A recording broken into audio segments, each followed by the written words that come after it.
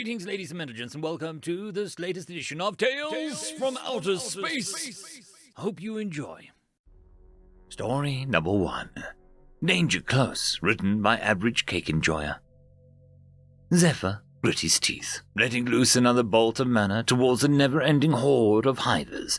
Solidified mana met the wall of flesh, ripping through the mutated muscle and tearing limbs from bodies. He carved holes through their ranks, bolt after bolt, of blue light mana penetrating through multiple bodies at a time. And yet, no matter how much he or any of the others of his squad mates shot, the hivers kept running, trampling over the lifeless corpses of their fallen brothers just to get another step closer to their position. 800 meters. How long had it been? Zephyr couldn't tell. He sensed the time blurring a long time ago. It was acrid stench of burnt powder and the metallic taste of blood on his tongue being the only things that he could sense. A hand clasped around his shoulder, making him swivel around violently. His staff charged and pointed at his attacker. "Are you okay?" Zephyr sighed in relief. It was his battle buddy, Joyce, the Terran Marine. "You're looking very pale." He wiped at the sweat beading up on his brow and said, I'm good." He managed to stutter out. Joyce gave him a nod and turned back towards the enemy as she reloaded her rifle, racking it and letting off a burst of lead towards the enemy, the bullets finding their targets as they dropped body after body. 700 meters. The actions of the Marine beside him lit a fire under him, bringing what was left of his energy to bear. He turned towards the advancing horde and unleashed a beam of pure energy from the tip of his staff, the shaft of mana cutting a line through the hivers as it swept across the battlefield. Swaths of bodies were left charred and countless numbers of hivers were left without limbs, but their advance was never stopped, only slowed momentarily. He barely had any time to appreciate the destruction he caused before he started to stumble, a stream of blood flowing from his nose as his fur started to turn grey from mana deficiency. His vision started tunneling, and his legs lost all strength, his staff falling to the ground gracelessly. 600 meters. The Marine who was beside him took notice and rushed to his aid, catching him before he hit the dirt. She yelled through her mic as she looked around, gesturing at another Marine to come help. "Lead a corpseman to my position, right the fact now!" Zephyr was having a hard time focusing on his surroundings, his eyes glazing over as he struggled to stay awake. Joyce grasped his hand with her own. "Becking, stay with me. Don't you go dying on me, you son of a bitch." I'm fine." Zephyr's sentence was interrupted by a cough, as flecks of crimson splattered on the Marine's face, blood running down the corners of his lips. "Feck!" Joyce grimaced as she saw the light in Zephyr's eyes start dimming. His grasp on her hand started to waver. 500 meters. Another soldier finally came to the scene, a trauma kit in their hands. "Shit, he's in bad shape. Give me some room." She gave the corpsman a quick nod as she moved away. The corpsman pulling out a pair of trauma shears from the kit, taking off Zephyr's vest and cutting his clothes off. As she gave him one more look, Joyce sprinted off to the other side of the position that they were holding to another Marine, one with a radio on their back. She briefly relayed some instructions to the Marine and ran back to Zephyr's side, a look of concern painting her face. She leaned down towards the corpsman, whispering in his ear, "How bad is it?" He gave her a shake of his head. "I can't do anything for him here. We're going to need to medevac or he's not going to make it another day." 400 meters. The sound of gunfire started to taper off, the shouts of the Marines requesting ammo coming shortly after. Joyce looked down at her own rifle, the bolt locked back, and only empty magazine filling her pouches. Zephyr turned his head towards her, his bleary eyes locked with hers. Guess this is it. I never thought of it end like this, but as far as endings go, fighting till the end doesn't seem so bad." "Don't be a fucking quitter," she said with a crackly laugh, tears starting to pool at the corners of her eyes. "It ain't over until it's over. You hear?" 300 meters. The hivers approached even faster than before, now unbothered by the lack of rifle fire and staff blasts. Marines across the defensive position looked down at the approaching horde in dread, some putting out their pistols to shoot at the enemies. Just do me a favor, yeah? He said to her weakly. Shoot me before they get you. I don't want to get ripped over.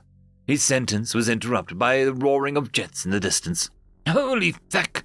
Joyce dropped to her knees in relief, her words almost getting stuck in her throat.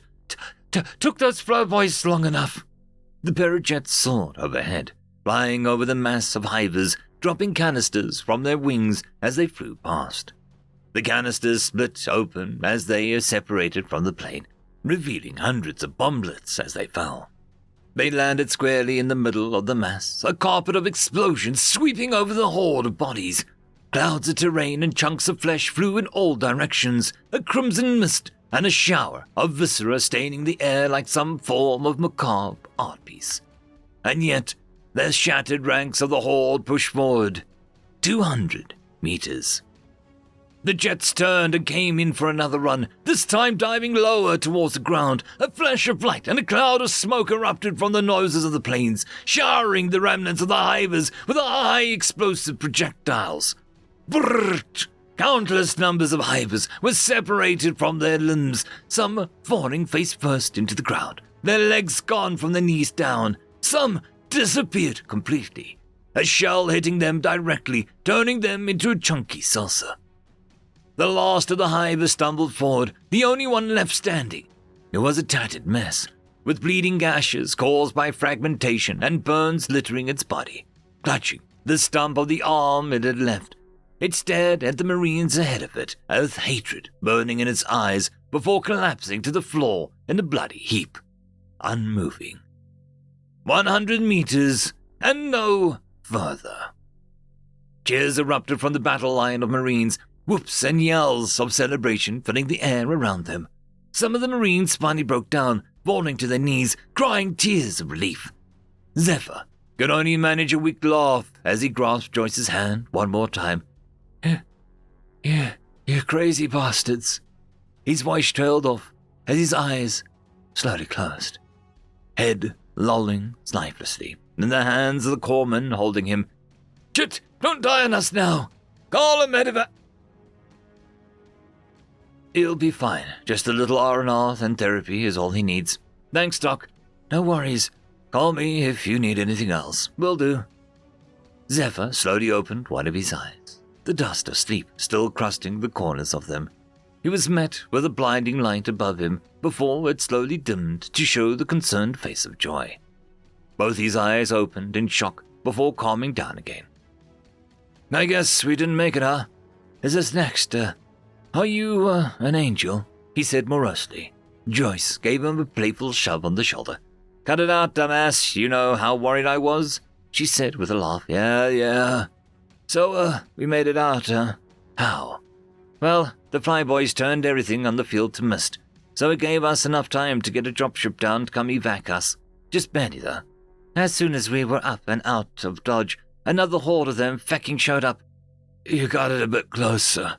I'm not sure if I was hallucinating at the time, but I swear to the gods above, those explosions got a bit too close for our comfort. Nothing like a bit of danger close to get your blood pumping, huh? You, Terrans are crazy, he said with a scoff. She gave him a soft smile. You betcha. End of story. Story number 2. The Drive to Invent, written by The Missing Think. The campfire had burned down to embers, the red glow reflecting in the massive, impressive pile of empty bottles that had grown between the two men.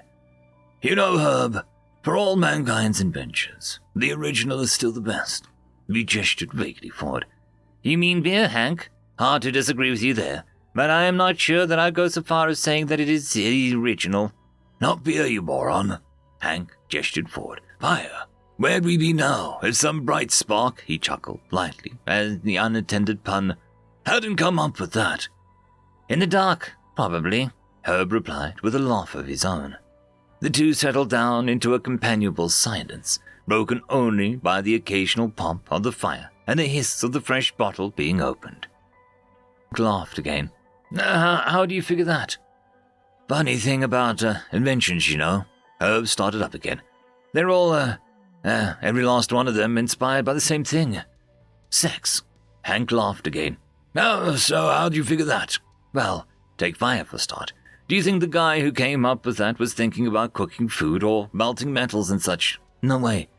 He just wanted more light so that he could see what he was doing. If you catch my drift. Okay, replied Hank. I'll give you that one. What about beer? Easy. That was so he couldn't see what he was doing so clear.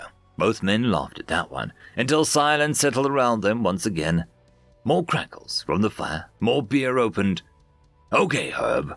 What about the wheel? That's so that we could see the pretty woman from the next tribe over. Spears? Well, so that we could take the woman from the next tribe over. All right. So your idea stacks up pretty well for the cavemen types, but we're past that all now. Look at the modern inventions we got, with nothing to do with sex, like, for instance, Hank paused. Every invention he thought of seemed to lead back to sex, with little consideration.